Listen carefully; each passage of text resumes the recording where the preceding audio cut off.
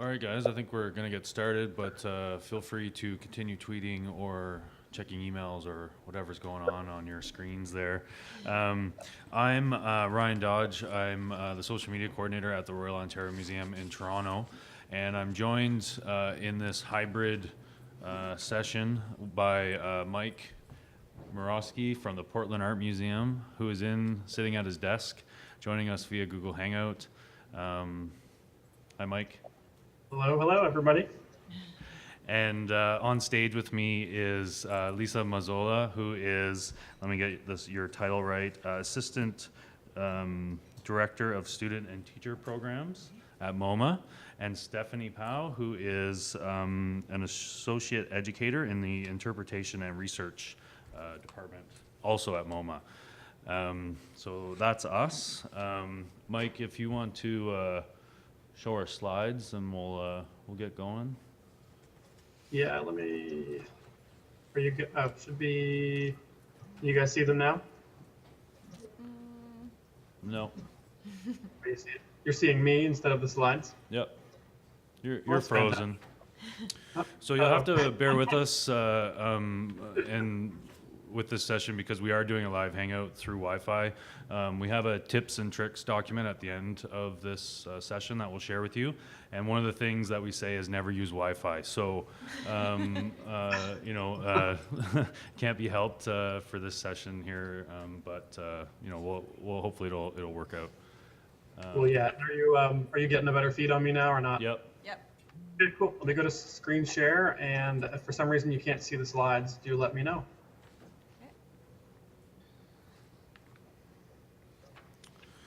So for this session, what we have planned for you guys is we're going to do a quick little bit of case study and tell you about the experiments that we've been doing with Hangouts so far. And we're going to we want to involve you guys in the discussion early on. We don't want to just talk at you through the whole session. So Google Hangouts are, a great way to have real dialogue with people in real time, and I think we've been trying lots of different ways to do that, and want to see if you guys can add to that conversation a little bit. So, everyone's back from lunch, going on the Wi-Fi. Yeah. So it looks like Mike's having difficulty getting our slides up. Okay. Do we want to go to Plan B? Yeah. Do you want to? If for some reason the screen share is not working, then we can go to the slides. I don't know why that was working all the rest of the time, but for some reason on the live on-air broadcast, doesn't seem like it's working apparently on your end. So. Huh. Okay. Okay. All right, guys. Then.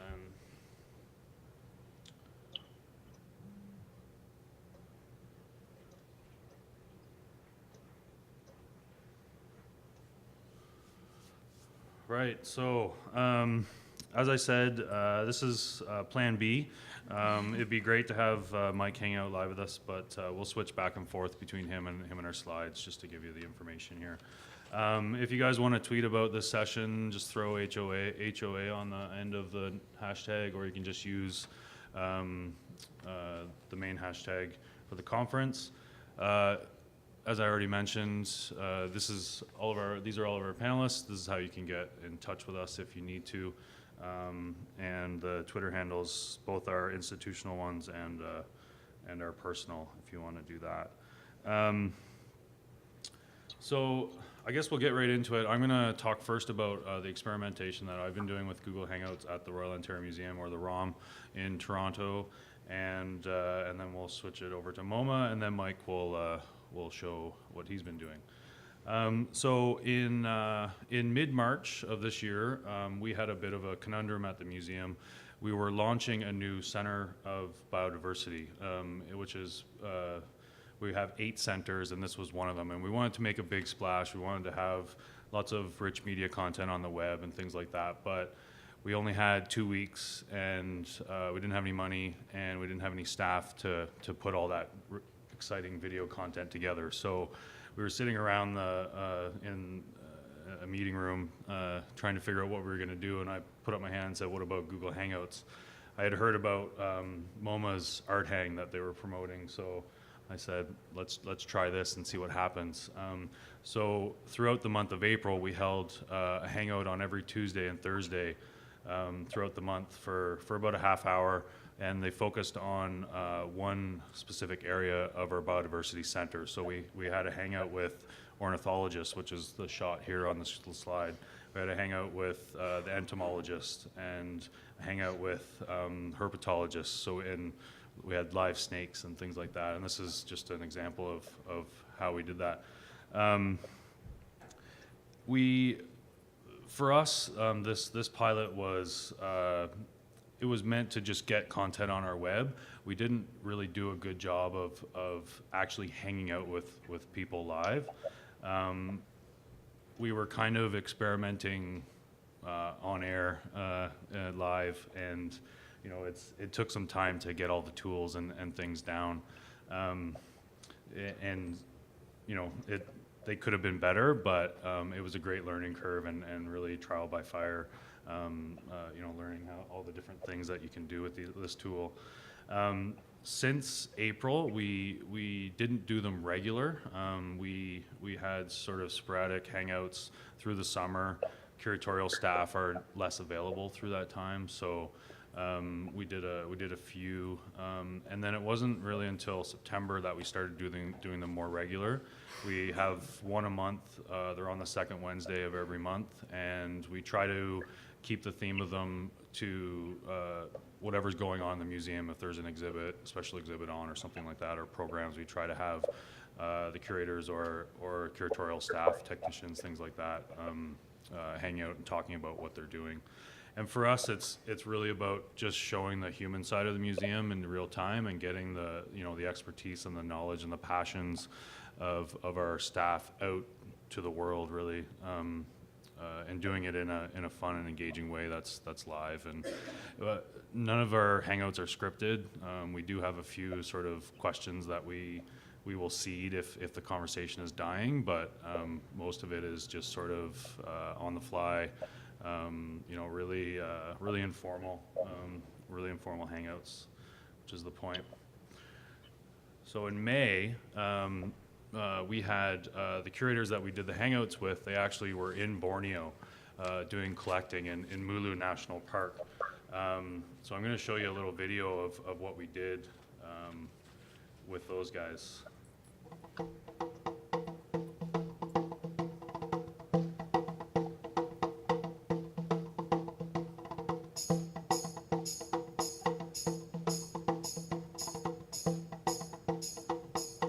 Tweeting in the background. Pretty much everybody made it to the summit of the mountain, which was good. It's quite a hike, and groups were able to do collections from the summit, nice views over the park and over the ocean, and be able to do that and get collections from there as well. So that was pretty neat.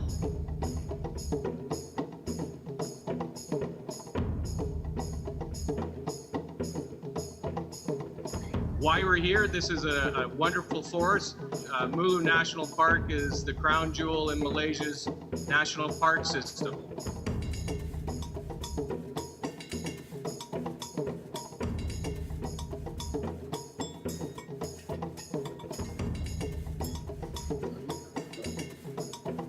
Oh, I see. This is a funny question.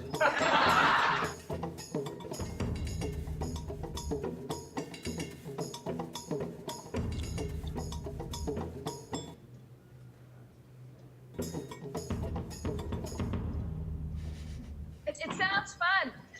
Yeah, well, fun isn't the word that comes to mind right now after having done it for 15 days. But if you think it's fun, you can come over and give it a try. I will maybe next time. So just to give you an idea of how informal the Hangouts have been, it was a bit of a challenge to connect with those guys over in Borneo. Obviously, the connection wasn't great. We had them set up and live and ready to go, and just before we were about to go live with our live studio audience and everything, the feed cut out, so we had to stall for about 15 minutes while we got them back on and live. But it was a good experiment, and now we have data going forward. We know that maybe connecting with people in the field is a good idea, but it, you know, doesn't work all the time. And as you can see, trying to do Hangouts live is a bit finicky if you're using Wi-Fi. So then after that one, we got a little more ambitious and we started hanging out with partners.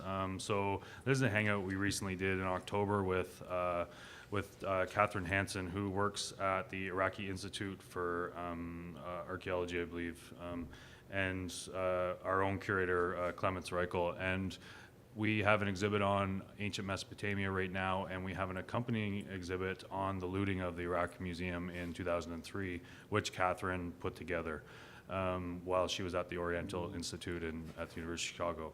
So we had a hangout about looting and the looting of the Iraqi Museum, and we had it was sort of the first one that we had a lot of public interest in and a lot of people hanging out with us, and I think it went really well. And so we're trying to continue with that theme going forward now that we've done Hangouts. I think we're past the experimentation phase and we know the format that we're going to do going forward. Just to give you guys a little bit of numbers, for us it's not really about the numbers, it's about sort of having that content long term and you know, having the ability to use that content. Hangouts on Air you can embed on your website, and they get automatically recorded and posted to your YouTube channel. They're linked to your YouTube. So, I mean, you know, having Skype chats with people is not a new thing, but having the ability to embed to your website and save to your YouTube channel is really why, for us anyway, why we're using this tool rather than others. And the price tag is right. It's completely free. You know, it just makes sense for us. So, ladies, do you want to talk about what's going on at MoMA? Yeah, so the Google Hangouts on Air is really one in a constellation of efforts that we use to engage our global audience. It's face-to-face, it's a real-time format, and at the same time, it has potential to be asynchronous as well because of the embedding functionality. So it really has, we saw that it had the potential to really broaden the reach of our in-gallery engagement methods. So our first entree into the Hangout world or platform was actually through a partnership between our community and access team and an organization called the Virtual Senior Center. The Virtual Senior Center partners with other nonprofit organizations, with arts orgs, and even yoga instructors to bring face-to-face experiences to homebound seniors.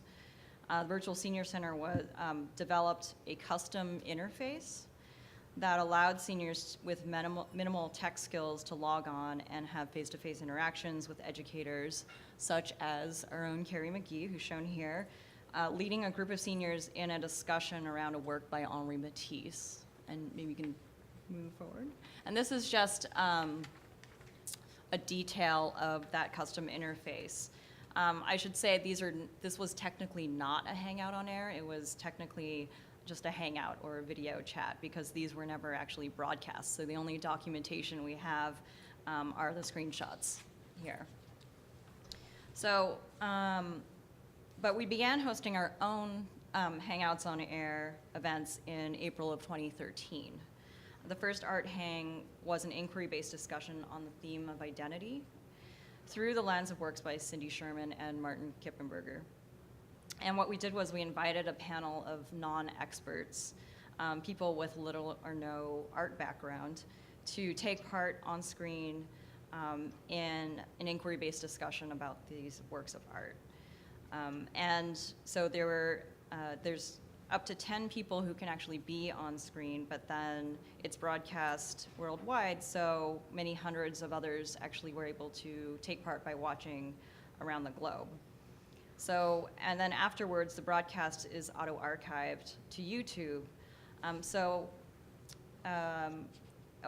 Since that time, we've had over 4,000 views worldwide from 127 countries. So it's been a really great way to broaden our reach, again, with this really low barrier tool that costs nothing except for staff time.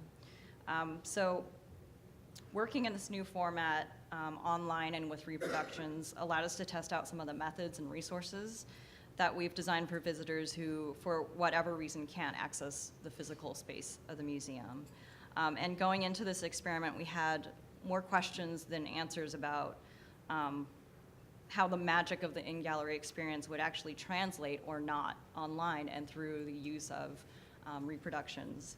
And I guess as the facilitators, and really I was kind of there as the producer and doing the introductions, and then Lisa and our colleague Jessica Baldenhofer, who actually are very seasoned in-gallery educators, they were surprised at how quickly we kind of forgot about the format itself and were able to connect with the participants and the experience, and the technology just kind of dropped away. And we even employed some of our typical in-gallery icebreaker activities in which we asked participants to respond to a series of prompts that connected the theme of identity to their own experience, and then had people on their ends have a piece of paper and a pencil and just kind of write out words that they felt expressed who they were, and kind of hold them up to the screen. And so it for us, it seemed like a really, it started out a little awkward at first, and then it just became all about the actual experience itself. Want to show the video? Yeah. Yeah. So I'm just going to show you a clip. This one? First one? Yep.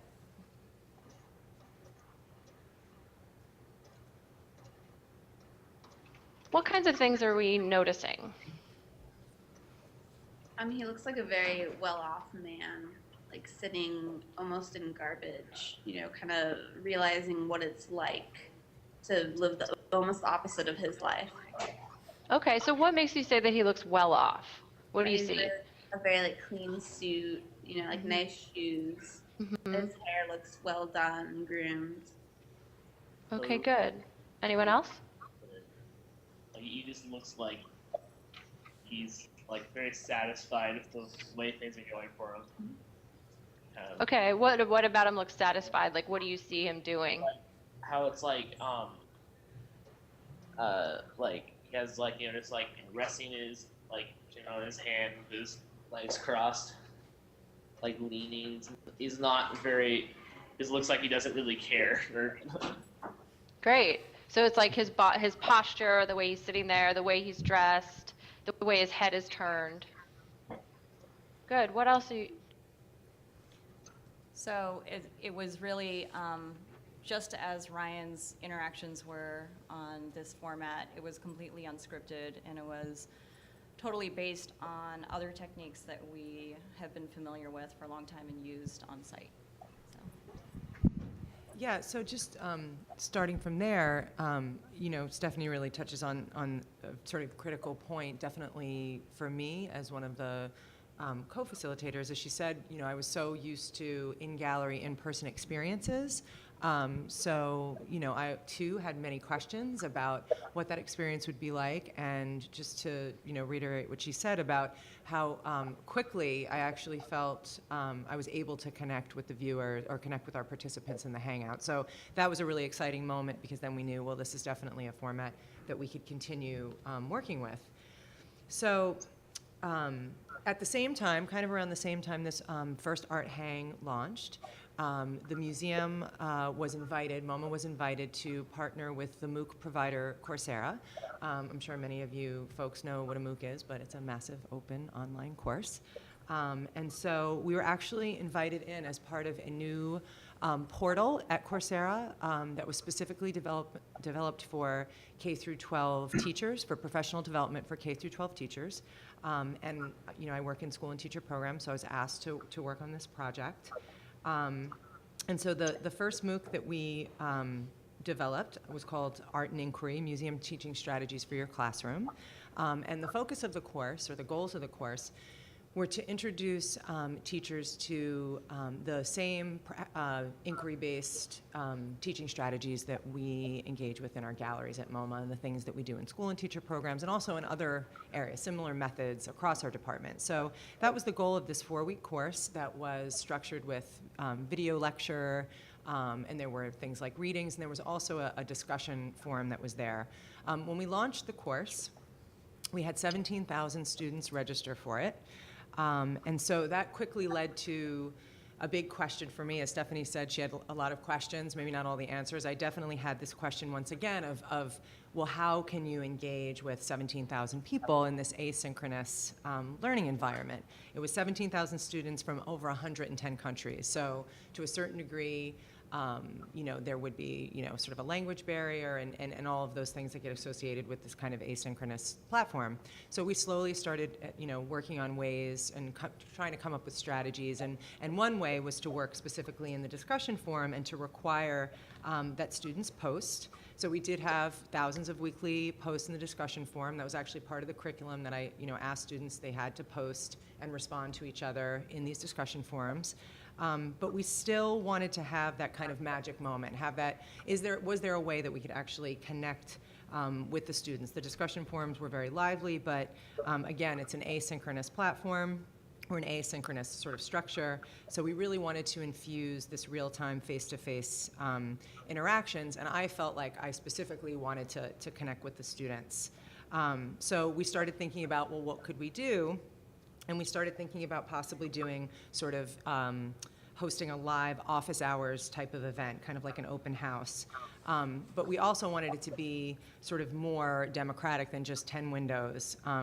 So luckily, at the same time that we were going through the process of thinking about this project, we were invited by the Google Plus team at Google to field test the beta version of the questions application, and perhaps some of you have seen this before. We'll show you a clip in a minute.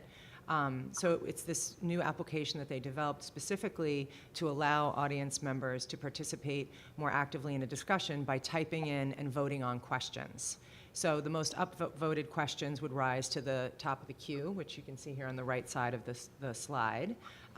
So the 300 plus folks who tuned into the live broadcast were very active in submitting questions and voting on them. And then we have, ever since then, we actually posted the link into the MOOC, and then it still exists, obviously, it's archived. So we've had hundreds of more people watching and sharing it through the archive on the YouTube channel. So I was very surprised, and you'll get to see the clip in a second, I was even more surprised than I was in the previous Hangout, in that the students would actually, I could connect with them, and then they could sort of connect with each other through this questions feature and actually have sort of their own kind of dialogue going as well. So we'll just show you a clip now that you can see it. And I think just one thing to mention is that the questions app hasn't been fully integrated with YouTube, so the kind of questions overlay that would have been on the sidebar is actually not visible. So knowing this and to actually help overcome it, I read the questions out, the ones that Lisa was going to answer. But in the live interaction, it would have looked more like that still shot that we showed, where you could actually see the visible list feed of questions. Jen, what advice, if you could give one, would you give to someone who is going to start teaching for the first time using art inquiry? Kind of a big question, but yeah, no, and I think that well, number one, I would say, do not be flexible.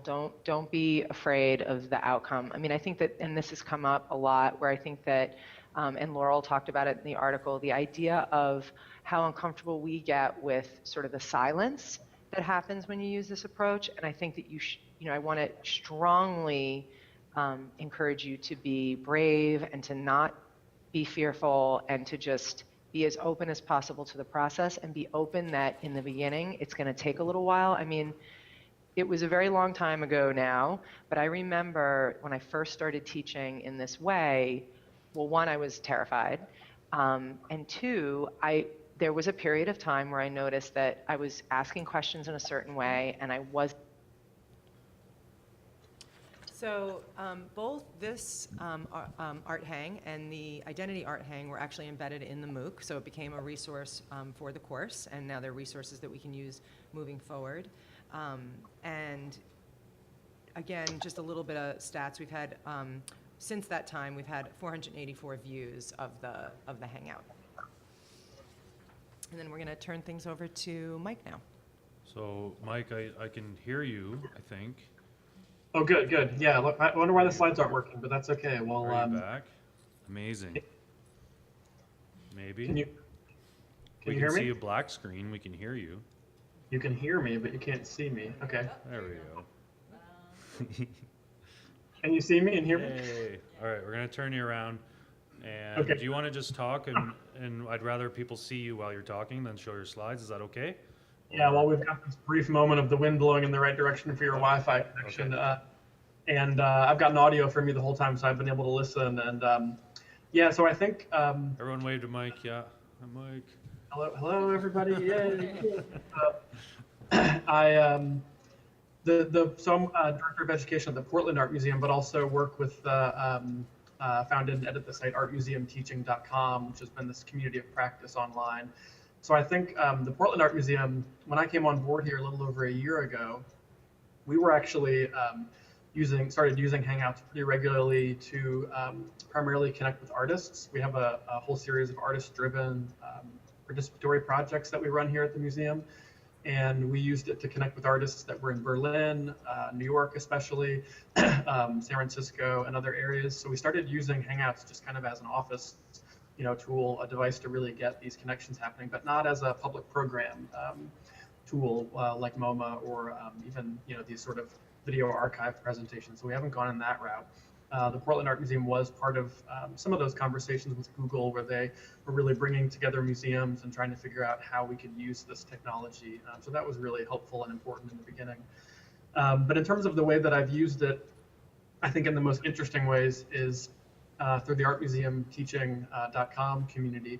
We started trying to play with it earlier this year and figuring out how we could bring people together online to share their practice, to do book clubs, for example, and just to connect. We actually had 2 Hangouts earlier this year that were wrapped around a conference session at the National Art Education Association back in March, I think it was. So we did a Google Hangout before the session, and it was on kind of like this session. It's very meta. We had Hangouts about how to connect peer communities online. So we had a Hangout session before the conference. Then we had the conference, and there was absolutely no Wi-Fi at the conference, so no ability for us to do what we're doing right now. And then after the conference, we had a follow-up, and we had pretty good turnout in face-to-face engagement, which is that really nice level of live engagement that you get with these Hangouts. But we had even better participation with the archive engagement, or the sort of post-Hangout viewing engagement. And I think Lisa and Stephanie and everybody's talked about that element that I think it's not as active and engaged, but it's really important, and it's something that I think is nice about these things living on and having these on-air Hangouts. So for example, one of them, we had people from all over the world. We had from as far away as Australia. We've connected people in London and brought together this really international community. And Ryan kind of tapped into that too, bringing together people from, I think we had 16 time zones represented in one of the Hangouts or something like that, which was just phenomenal. I always have to give thanks to the people in Australia that got up at 5 a.m. to to connect with peers and learn from each other, and kind of get out of some of our own institutional or geographical isolation and connect with this really great technology. And then I think the only other thing that I would, when I think about it, I think about how it connects people and how it can develop these really powerful online communities of learning and of practice, which I think is something that we're barely tapping into now, as to how the power of this technology, I think more so than many others, that can really bring people together for these support networks. I think that there's really interesting things about connecting our practice, and like the art and inquiry stuff at MoMA and some of the Hangouts on Art Museum Teaching, I think there's an ability to share what we're doing, actually look at what we're doing, and then spread that out to audiences, fellow educators, teachers, other museums, things like that. But the one thing that I'm really interested in the clip that Ryan's going to play here in just a couple seconds gets into some of those issues and how the technology can be used, but it also gets into how we can share spaces. And I think it's really interesting to think about how we can not just connect people, but how we can actually connect people into spaces and spaces with people, which is something that does require these sort of more robust Wi-Fi connections in our galleries, which makes this difficult now. But it's something I'd love to test out here at the Portland Art Museum in terms of bringing artists into the galleries or audiences that are live there, or bringing the galleries out to connect with other people that don't exist here in Portland. and don't have these connections. So I think with that, Ryan, if you want to play that YouTube video, that might be a good clip. Okay, just gonna switch over. I think the most powerful use of this type of technology will be a forum to report back and update one another on what we're doing. Because I think the personal connections are so important, and yet I think where I get really excited about this type of technology, or these kind of moments to take a part of our workday together, is that we're keeping one another honest to actually demonstrate what we're doing in the field. And that's where I think when it's about a pointed topic, as many of you were saying, I think is where it gets very powerful.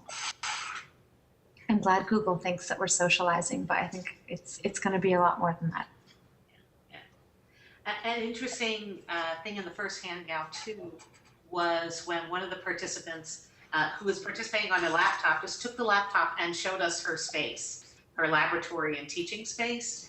And the kind of thing that I'm just thinking of that theme, keeping us honest, we keep each other honest, to be able to actually even demonstrate or show things in a more powerful, rich way than we could in a little description. There's another way that we can keep each other honest by saying, okay, so watching that, let me tell you what I saw in that enactment or in that space or in that demonstration that maybe the person, him or herself, didn't really see deeply until it was shared with other people.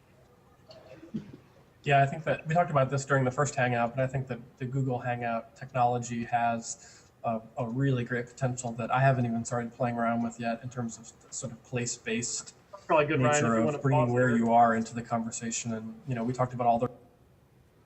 Sorry, Mike, was that good? Yeah, that sounds good. I think it was just that I think the only thing we talked about after that was that, you know, like you're seeing me right now, you know, we often have these office spaces and books, and we frame it so that we've got this sort of identity behind us. But we haven't, you know, it's really nice to see when programs are happening in, you know, a lab where, you know, science, you know, like a science lab or a study space or an art gallery, or even, you know, pushing it to outdoors if we can get stronger connections and things like that. I guess you just have to be standing near Starbucks and you're probably okay in terms of making these strong connections. But I like the idea of connecting spaces, and it was something that we were exploring in some of those online communities. So I think that at least covers a little bit of how we've been playing with it. And then the National Art Education Association just launched a peer-to-peer initiative. So they're going to be doing a series of Google Hangouts that kind of achieve the same goal, which is to really bring people together from anywhere and just share and talk about what we're doing and try to break down some of these boundaries that if people can't come to conferences or travel, that they can still, you know, get into these discussions and learn from each other. I think that's really powerful use of this technology outside of kind of programming. Yeah, I think that's it. Mike, do you want to just try sharing your slides again, maybe, and see if that will work now that we have a decent connection? And if not, I'll go back to the PowerPoint. Do you see him at all, or are we still missing him? Still your face. Okay. Which is not, yeah, no, I'm not to say that that's a bad thing, but. I don't have to look at it. You guys have to. Go ahead and use the slides on your end then. All right. Well, so now that we've, oh, there we go. Amazing. Yay.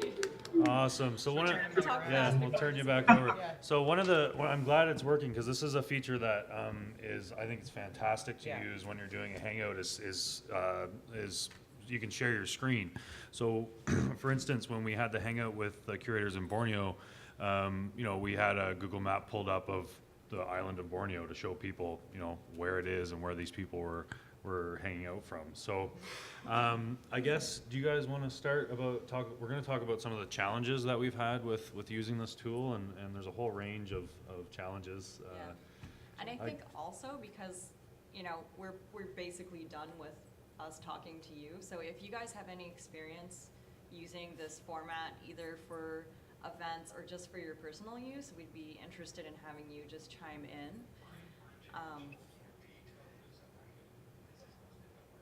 Whoa. Where's that coming So from? if you guys have any answers to these questions, then please do chime in. But did you want to? yeah, you had a hand. No. You sure? Don't be shy. Talk about challenges? Don't let me cut you off. So I guess the first one we had written down here was getting curatorial staff on camera to agree to be on camera. And Tell us about that, Ryan. Curatorial staff are really, for us, they're at the heart of our institution. They're the people. We're a large research institution as well, so our curators and curatorial staff are cross-appointed with the University of Toronto, many of them. They're out in the field creating new knowledge. So a lot of them are very scientific people. They're very knowledgeable in their areas, but they, are a little camera shy sometimes. So basically, you have to be a bit of a salesman to sell it to your staff and get them on camera. I just usually focus on telling them the benefits for them and how it'll help spread what they're doing, the importance of their work and things like that. And I also, because they're auto-archived to YouTube, we have a playlist on our YouTube channel that you can go and watch them all. So I think once we've done a few, I could always tell people, go watch these ones. This is what they are. They're informal. It's just a chat. Nothing, you don't have to prepare too much. We just want to see your knowledge. We want to see you talking about your passions. And once I tell them that, usually it calms them down a little bit. But yeah. Well, I think for us, and Lisa, feel free to chime in here. Some of the challenges we had were actually, that Google Plus applications are currently not supported by our enterprise solution. So we actually couldn't use our MoMA.org emails to start a Google Plus account to start with this initiative. So that was like our first roadblock, but we actually started an alternative Gmail account, and that was our solution to that. So I don't know if any of you have a similar situation at your institution, but that was our solution for it. And we were also actually very, contacted our IT department and let them know that we were using that as a workaround solution. Another was, if you noticed from our clips, we were doing them from our cubicles because we, at the time, actually, a very exciting development at MoMA is that we actually just launched a production and recording booth space on site, which is fantastic, which provides us a quiet space for actually doing these things at any time of day. So, but for the ones that we've done so far, we've been doing them from our cubes, and so that means we have to time them after everyone has left the office. And I don't know about you, but people don't leave the office. They stay there, and so we have to, shush people or just give people, a couple days warning to let them know we're gonna be broadcasting live. So. We've done them throughout the museum. We've done them in collections rooms. We've done them. We have a public space where we can actually close the door. I showed it in the example of the biodiversity. It's got a double-sided case, so you can actually see people walking by in the background in the museum while we're hanging out with the doors closed. And I think the first one we did actually on site at an elementary school, and we used Wi-Fi, and we were in a gym with about 30 kids, and the sound was just horrible for that one. If you watch it, it's bad, and I learned quickly that it's if you can close the door on the room you're using, close the door. Yeah, because it'll pick up anything, typing, whatever. Yeah, someone coughs or yes. Another is that, this is a very, basic technological thing, but everyone who's actually going to be taking part on screen has to have a Google Plus account. So that was something that, working with teachers or, people who maybe aren't using a lot of Google Plus or obviously aren't using Google Plus applications because they don't have Google Plus, we had to get them equipped too. So for that first one, that was actually a big part of it, was making sure everybody was set up technologically, and that can be a little bit of leg work, but it's all front-loaded, so it's not too odious in the end, and I think we figured a lot of things out. You have a question in the back? Mm-hmm.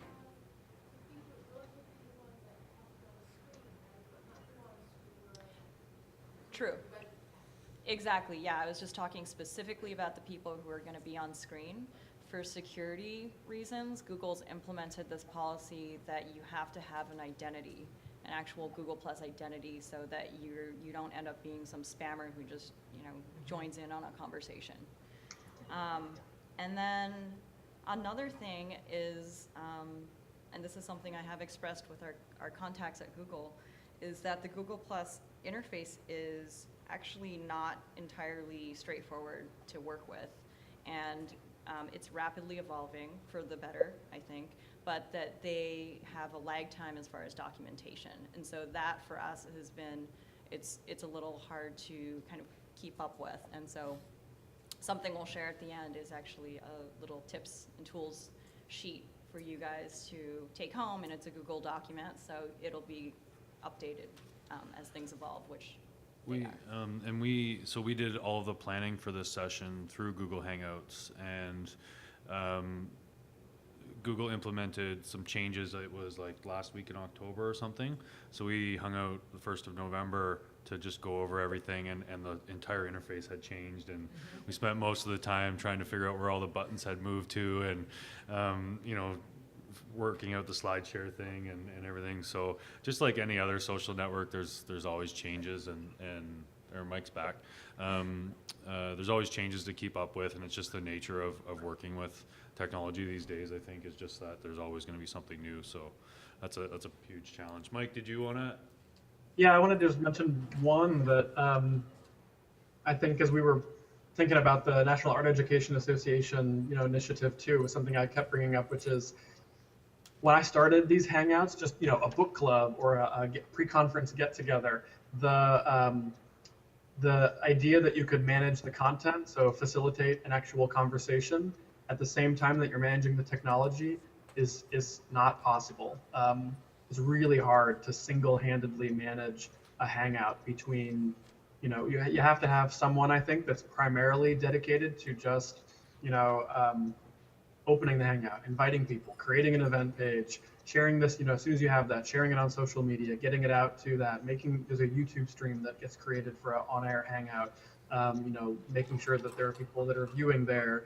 There's all the screen shares, and there's apps. There's a YouTube app in there that is built in. There's Cameraman App that you can, gives you a lot of functionality, but it means that, like for example, even, my end, aside from the glitches here, it's clicking back and forth between, screen shares and, cameras. If I want to, if we actually have 10 people and I want to switch back and forth and show someone else, like I just did for you guys, it requires a production person kind of to sit there and be clicking through all of that.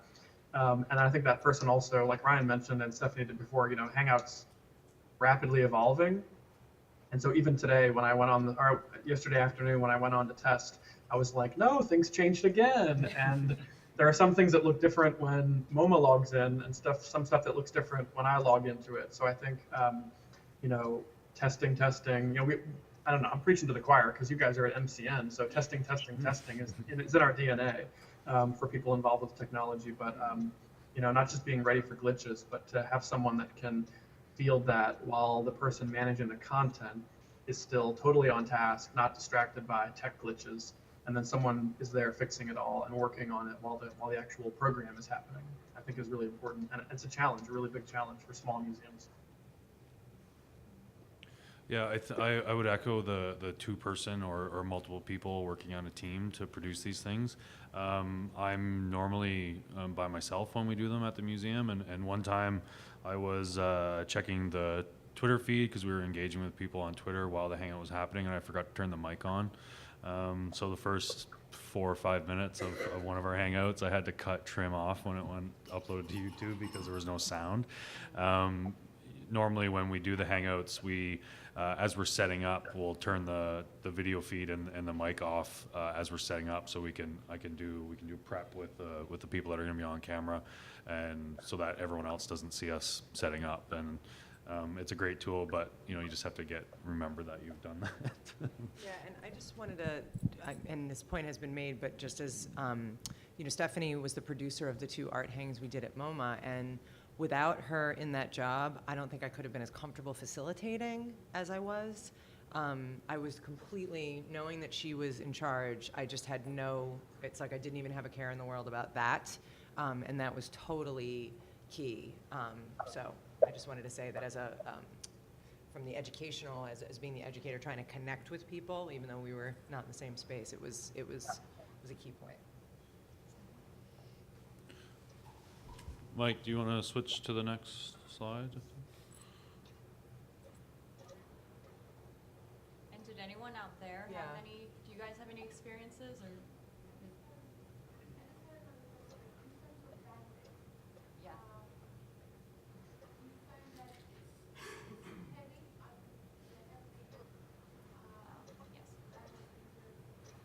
The question. Yep. Yeah, the question was about bandwidth. And yes, as you saw demonstrated here, if it's not reliable over Wi-Fi, I mean, I don't know, Ryan, maybe you have some Yep. opinions, but Yeah, definitely. It's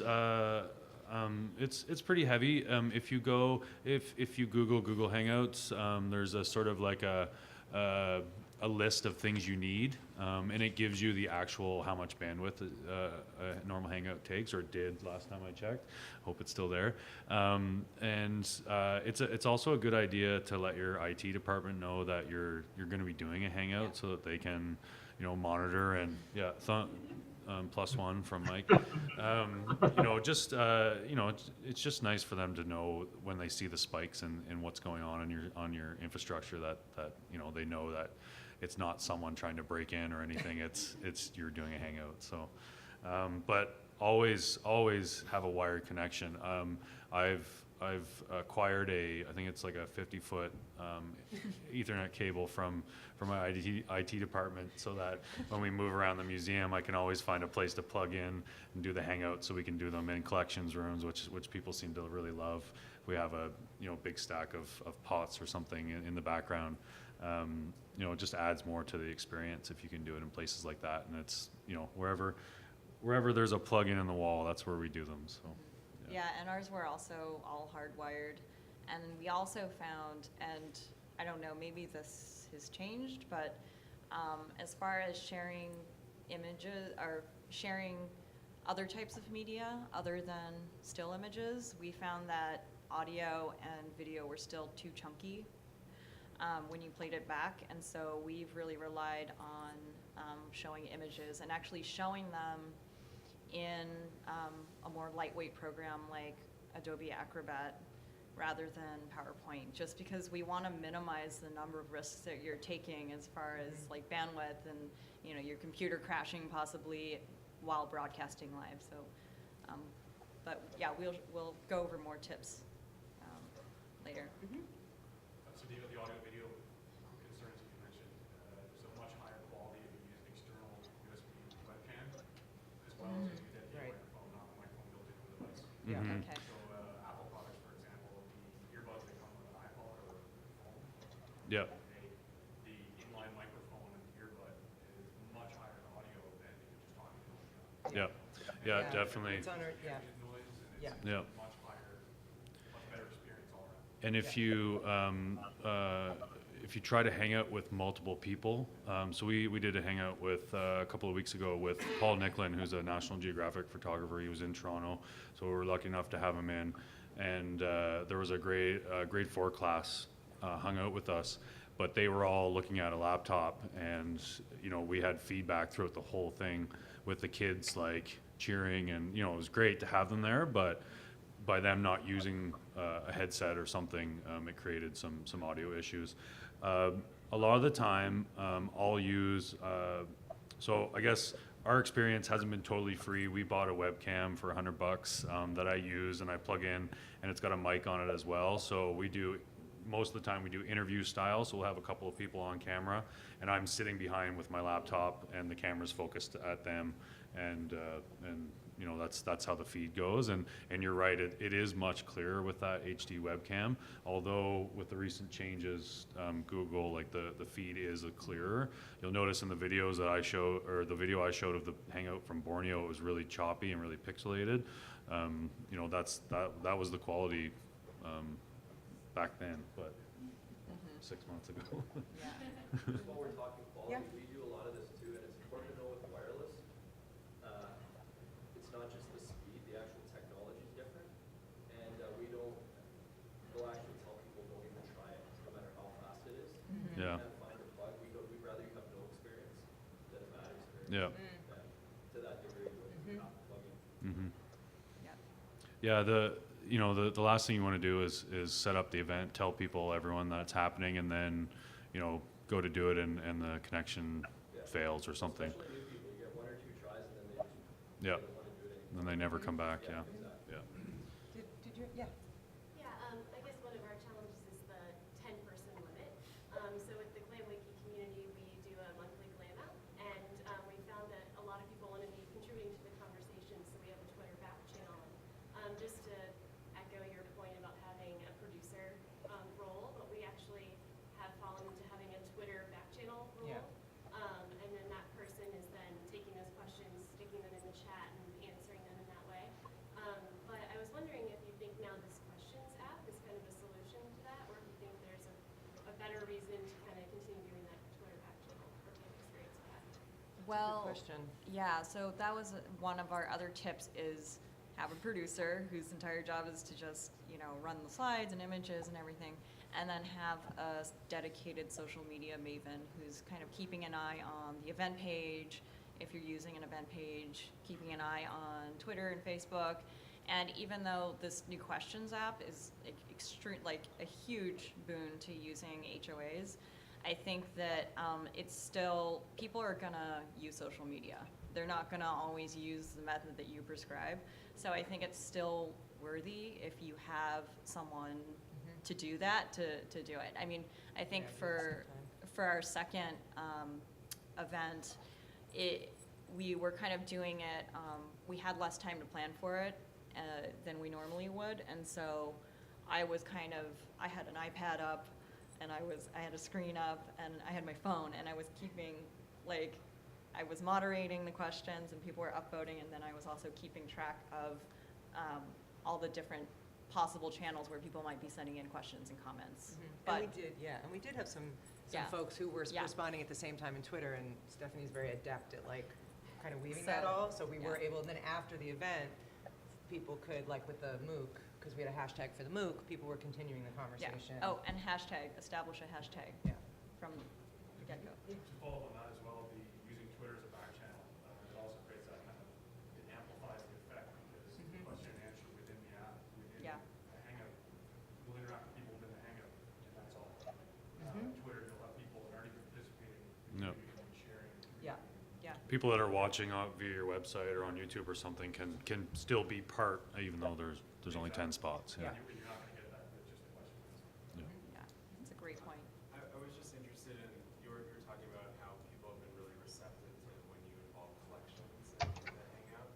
I mean, that sort of brings up the question, what do you see as a kind of ideal engagement scenario for a museum? I know you're talking a lot about the difficulties with Wi-Fi, but is it ideal walking around the gallery with a group of people and showing them objects, or, let's say 2 years down the line, where, we have the possibility to do all these things? I think the possibilities is the good thing about this tool. Really, the different things that you can try is really exciting. There's a Hangouts app on your phone now, so being able, you could do a tour if you wanted to. Yeah, you could do a docent tour totally. Fantastic idea. I'm gonna write that down. Yesterday we did a media preview for a new exhibit. So we had a live studio audience with media and people at the museum, and then we had the exhibit comes from the Natural History Museum in London, and it's Wildlife Photographer of the Year. We had one of the photographers who won best portfolio or something in Vancouver, all hanging out, adding to the media preview, so the media could ask them questions about the exhibit. It runs every year. It's in its 49th year this year, so it was great to have NHM take part and talk about the history of the exhibit, and then also have an artist who submitted photos. So that's one experiment that we've done, and using collections. We had a game jam in August at the museum, And before that, it was based on our Center for Ancient Cultures. So we hung out with a couple of the archaeologists in that center in the Egyptian collection room, the Nubian collection room. So there was just a giant wall of pot shards and pots and a whole bunch of items, and it was, you know, great to have that backdrop, and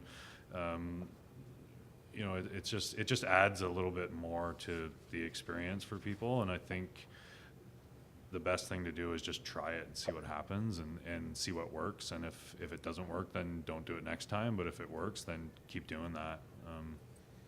Yeah. Yeah, I mean, I think that definitely that kind of low barrier, low risk potential for this format makes it a great space for experimenting with programs. And if it doesn't go smoothly, then you either iterate for the next time, or you know, you don't do it again. And you haven't really, you know, you may have like embarrassed yourself a little bit, but it doesn't really, you know, it doesn't cost anything except for your time. And I think the biggest thing for us too is that it shows that there's humans behind the institution, that we're all just people, and you know, people make mistakes sometimes, and it makes us honest, like the people in that video we're talking about. You know, it shows the people. It showcases our, you know, our experts, but also just the people in the institution that make it function. And I think that's really valuable to me, is to get those people front and center instead of just a logo.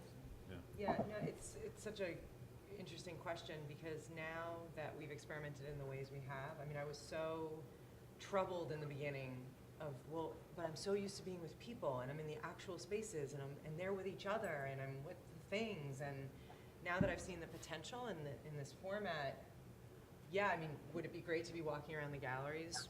You know, I guess, but I don't default to, like, in the beginning it's like, well, how do you recreate that? And then I started, you know, sort of landed in that place of, no, I'm going to see what's best for this format. You know, how does this tool serve this format? So it is interesting for me as an educator to think about what I would want to do, because it doesn't default back now to, oh yeah, I want to walk around. I mean, I love the idea of sharing and people seeing, you know, like say teachers or even students, what my classroom is. But now, you know, I don't automatically just think that that's the sort of be all end all. So I think that's a really, really interesting question, and I'm still thinking about that. I used to teach in the education department at MoMA, and my favorite part was about teaching in the evenings in the class, in the galleries, and that was like why people, a lot of people would actually attend those classes. Yeah. Have you guys heard about virtual field trips? Google's virtual field trips as well. So that's another thing that they're trying. I haven't tried it out yet, but a lot of, I think I've seen a lot of aquariums use it to sort of give a virtual field trip of their institution to classrooms. So it's another. Yeah, right now it's mostly STEM, science, technology, engineering, math institutions that are partnering on this Connected Classrooms portal, which is a new initiative by the Google Plus team. And what it is basically they're offering, what they've created is a portal basically for teachers, educators, or to actually search by topic, by discipline, by I think grade level, for all the different Hangouts that are being hosted by their partner institutions. And so because discoverability is actually a huge issue when it comes to just the amount of Hangout events that are taking place, teachers don't have the time to do the research themselves. So what this provides is kind of a centralized portal for the teachers to actually search, and then if they want, they can bookmark it to watch it later, or they can sign their classes up to actually take part in this virtual field trip, which is in essence a Hangout on air, where it'll be like the facilitators from the institution on site, and then the classroom can actually be taking part. So. Yeah, and the one issue that they're still working out, depending on what schools they work with, is obviously for any of you that work with schools, at least here in the US, the issue of access is still a problem. So, and they have people within, at least locally in the New York area office, people that they're trying to work to help with that kind of stuff. So it's on their mind, but I guess in terms of like balancing challenges, that's one thing. Did you? Yeah. Yes. I'm wondering, it seems as though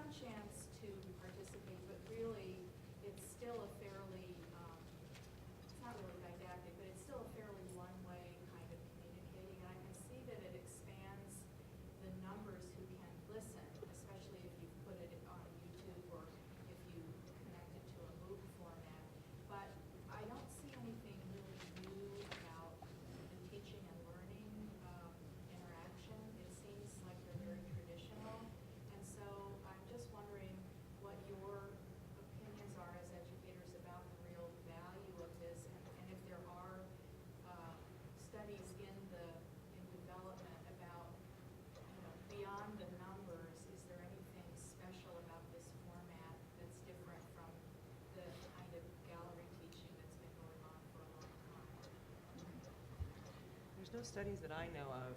No. You know, I think there's still so much about gallery education that's still being researched in museum education. But one thing I would just highlight is, and if you watch the Art Hang, the identity one, it actually wasn't didactic. It was you know, just like our gallery experiences, and that was actually consciously why we did it in that way.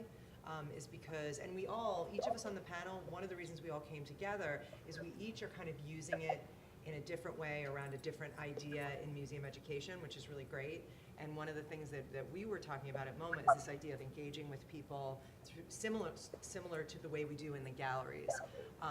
But again, yeah, I don't really know of any particular research that's coming out. So, I mean, and Stephanie, she could probably talk about some of the analytics that come out. I think one of the strengths of using this format is that it can be both synchronous, so real time, or asynchronous, which is a huge advantage if you're trying to reach out to a global audience. And for us, it was really about, you know, broadening our reach to, you know, people who might come to the museum, but then to also people from around the world who might never step through the doors of our museum, but still might use our website, might use our resources, and you know, we kind of see ourselves as educators as being kind of a hub for disseminating strategies for teaching, and the end goal is not to get people through the door necessarily, but just you know, to share knowledge and to use an inquiry-based approach and not this kind of model of education in which it's all about an information dump, you know? So in that way, it's true there can only be 10 people who can participate on screen, but there are ways, you know, if you are savvy about the way you use social media, if you use like the Q&A app, as we were kind of testing for that one interaction, to kind of add that interactivity back in, even if those people can't actually be on screen. So as far as statistics, it really varied between the two that we did, but that's another strength, is the statistics are available to you because when you broadcast, it's auto-archived on YouTube, and then you have all the built-in analytics. So what we know from that first one was that we had viewers from 127 countries who were able to participate. We found that 75% were female, which is really interesting. The top 3 age brackets were actually 55 to 64, 45 to 54, and 35 to 44. And our biggest, the audience retention, as far as audience retention, we had the highest percentage was China, followed by Honduras, United Arab Emirates, Pakistan, and Zimbabwe. So you can see, like, just there's this whole audience of people who just they don't have the option of coming to the museum, I'm guessing in many cases. And so this is a way to really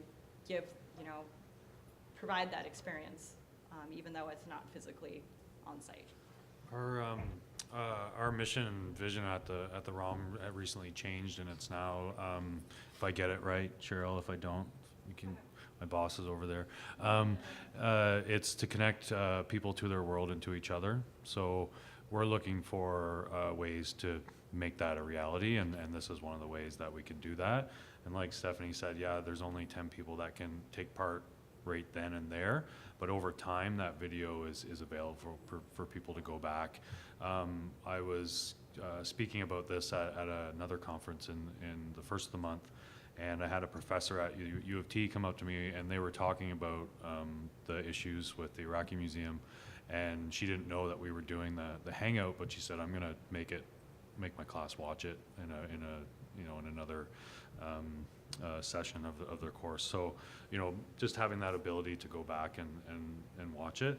For our numbers aren't as, because we're pretty small compared to MoMA, but we've done 16 Hangouts since April. We've had over 2,000 views of all the videos, and over 100 hours viewed.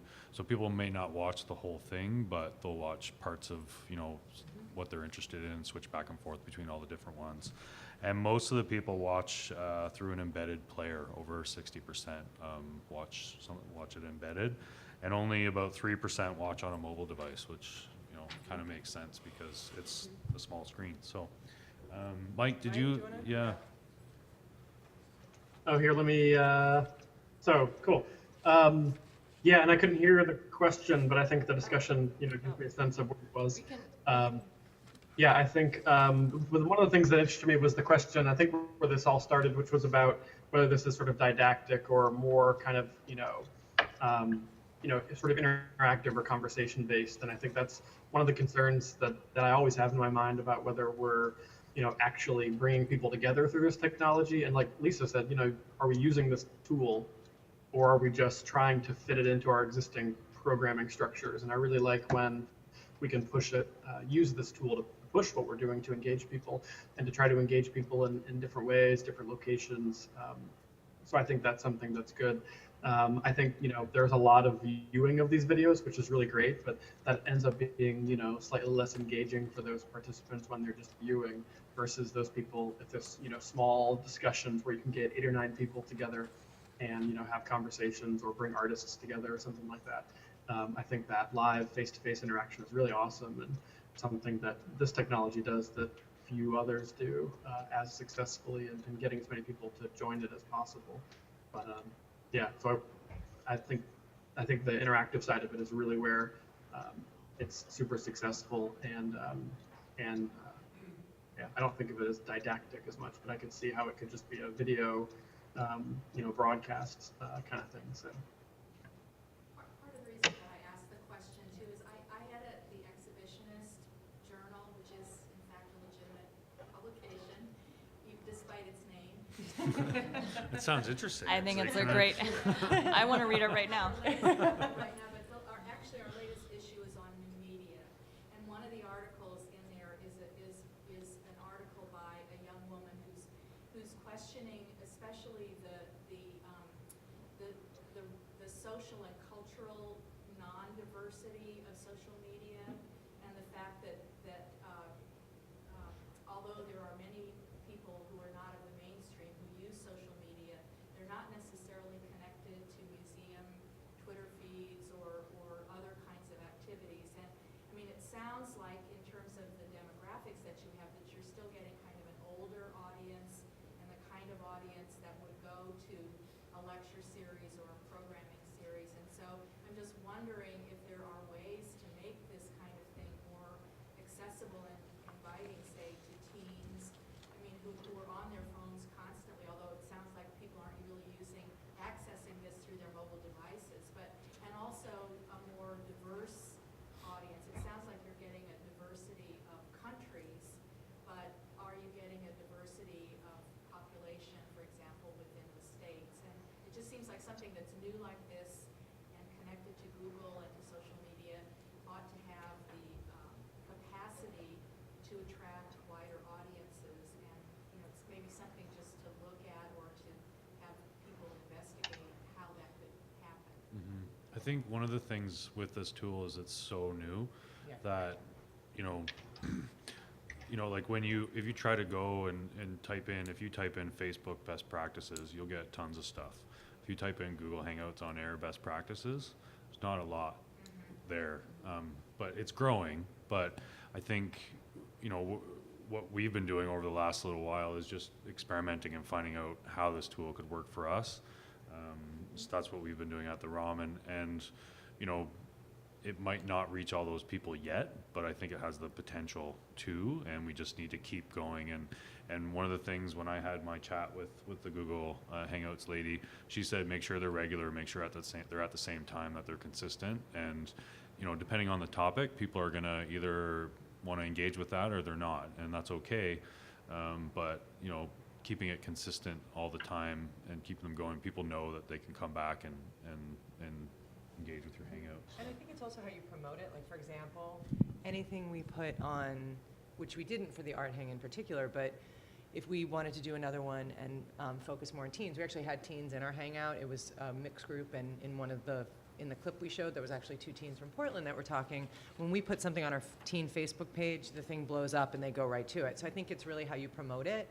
And, you know, I mean, I think it's interesting, you know, what you're saying, and I agree that it's, you know, we're still sort of in that phase of, you know, experimenting like a lot of people are. So, but I, you know, I do think it's like any other kind of program or resource or tool you create, it's really thinking about who it's for and then getting it out there in the right way. So I think that's part of it too, for sure. So, yeah. Sorry to interrupt. No, Didn't mean to. please. I just, I'm watching the time. Yeah. We've got about 15 minutes, so I think we should probably move to tips and tricks. And we've done Stephanie and Lisa have done Stephanie. a very nice online handout for you. It's a Google Doc. We've got a QR code that you can scan. I know, but you know. And so basically, I guess one of the main things that we've learned is to promote early and often. I usually start 2 weeks out, but you can start a month out if you want. And we do it by creating an event in Google. The reason you create an event is that people can click yes that they're going, and then they get reminders about the event leading up to the Hangout.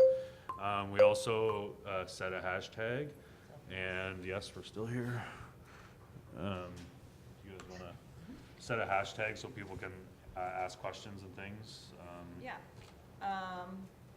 I guess one thing is to treat it like a production, because it really is one. You really have to plan ahead of time, and I've seen some Hangouts go horribly wrong because people didn't take the time to actually test out the sound beforehand, test out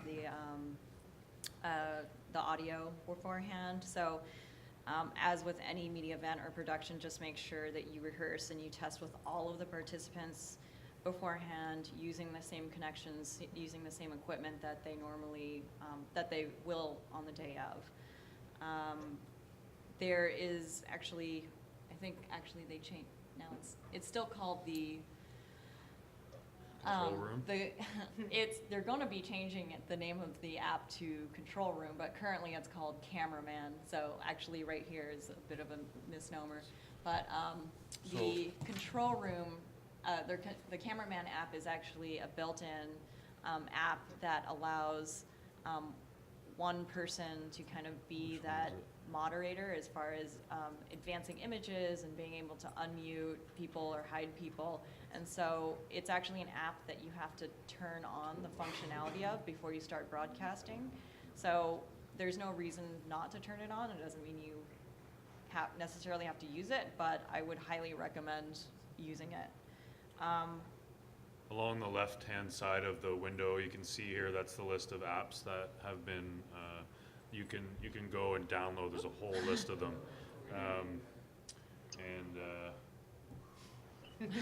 Mike's playing around with them right now. We don't have the Cameraman app on our feed. Mike has it on his. But things like that happen sometimes. You can see it many times on the side there. Yeah, you can see it in the second screen. Yeah. Little camera right there. There you go.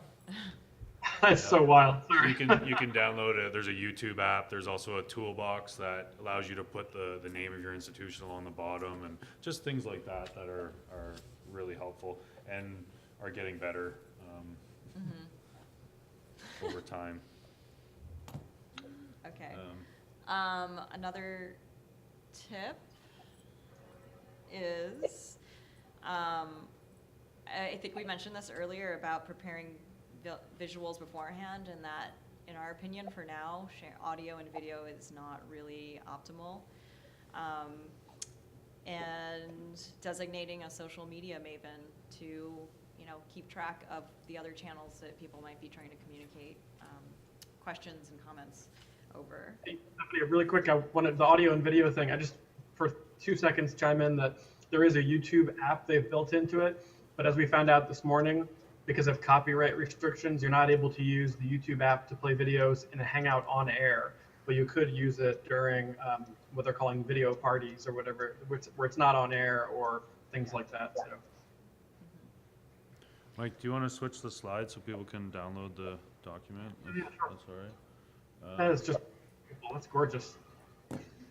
Amazing, isn't it? So you can It's a work of scan art, this Ryan. or take a picture of it and scan it later. But yeah, these are just our compiled tips, and it's actually a Google Doc because things are constantly changing. In fact, I was changing things like the day before we flew in. And I might change something again. Yeah. But yeah, and then I guess another thing is to anchor your Hangouts to a bigger program or a vision or narrative, and not just have them be kind of standalone, one-off programs. To think about, like, how does this format work within the larger story that we want to tell, and the programming and our strengths as an institution. Yeah, it's one tool in the toolbox basically, and I think it's a powerful one, and it's really just, even though we've done so many Hangouts for us, I think we're just scratching the surface on what we can really do with this. So. Yeah, and it's just a format. There's no rules. You can make it your own. You don't have to. We've shown you some examples of how we used it, but we would love to, keep in touch about, like, if you are doing them, how you are pushing the boundaries of. Or if you work at an institution that we can collaborate with or something, I'm all for trying out different Hangouts with other institutions and moving that forward. So let me know. Did anybody have any last questions or comments? Yeah. The big variable we're trying to sort out is getting the other endpoint inside a K-12 school. Do you have any kind of idea of how that went? The Google Hangout seems to be the best way. We can't get linking, we can't get Acrobat, the Connect product in. They just can't load the agents, and this seems like it would work, but we haven't really done a real exhaustive test across North America. Well, okay, and were you doing, because are you trying to do a distance learning? Schools, yeah. I have not, back in the day at MoMA, we did video conference, which was, and I know everyone's trying to move away from that. The only thing that I might suggest, because we actually haven't done that yet, is when we met with folks at Google Plus and just heard more about this Connected Classrooms initiative, there were folks in the room from our local Department of Education, and they were actually working specifically with Google. So one thing you could try to do is find the regional sort of Google Plus person, because they have people all over the country who are doing things, and see if you contact them, they've actually been very receptive anytime we've contacted them with questions. And then obviously, the other piece of it, just for me as someone who's always worked with teachers and wanted to do things, because I even just still get calls from teachers who say, I can't get out, they can get access luckily to our MoMA Learning site, but they have trouble getting access to things on YouTube and Google still. But what I've found is when there's certain teachers who, when you connect with them, they're like, oh, I just walked down the hall to Jim's office, the IT guy, and he unblocks everything for me. So sometimes it really just is that local teacher who's really motivated, just walking down to the IT person, and then they can make it happen. So maybe between like a Google Plus person, because they are working with schools.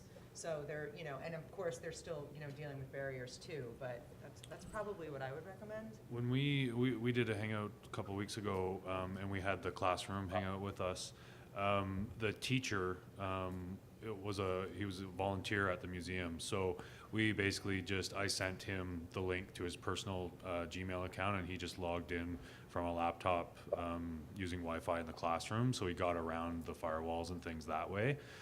So we didn't actually hang out officially with the school, but it was with Brennan, who was teaching the class. So yeah, any workaround you can find, but also,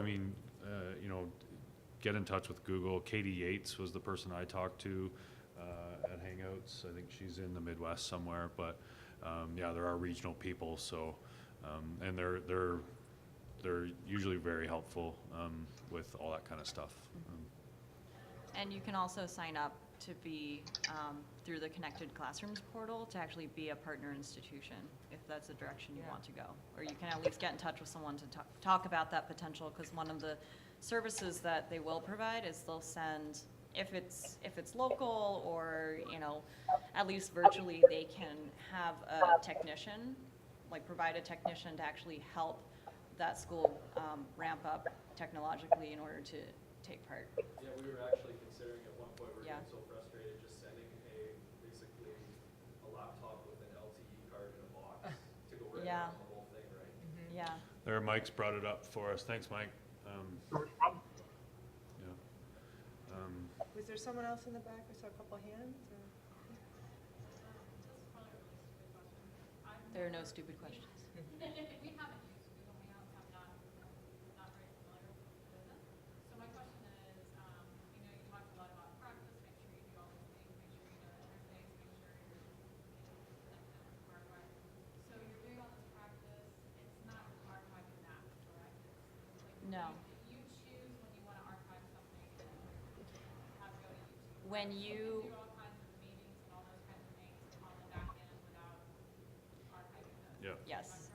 It Yeah. only starts going live when you press the broadcast button, and you never actually have to press the broadcast button if you just want to use it as a video chat service. So all of our planning hangouts, we didn't broadcast, and then the little live button on the top. Once that's yellow, then you're live to the world, and it starts recording. And then once you cancel it, it starts spinning, it starts processing, and then there's a placeholder with fuzz, white noise on YouTube until it's done processing, and then the video's there. Depending on how long it is, it takes maybe a minute for it to process. Yeah.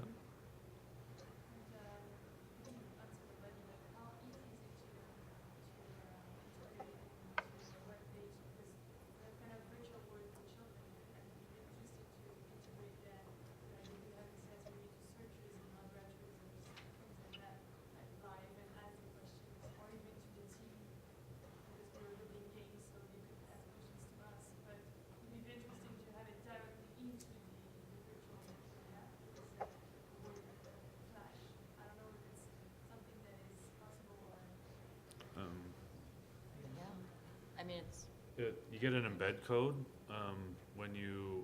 We can't show it to you because we're not the producers of this Hangout. Mike is, but down in the bottom right hand of the screen, there's a YouTube link and the embed code. So you can use two of those. And what I do for ours is our website's Drupal based, so I have a login. I just log right into the page that I'm going to put it, and put it right on you can see in the bottom corner there.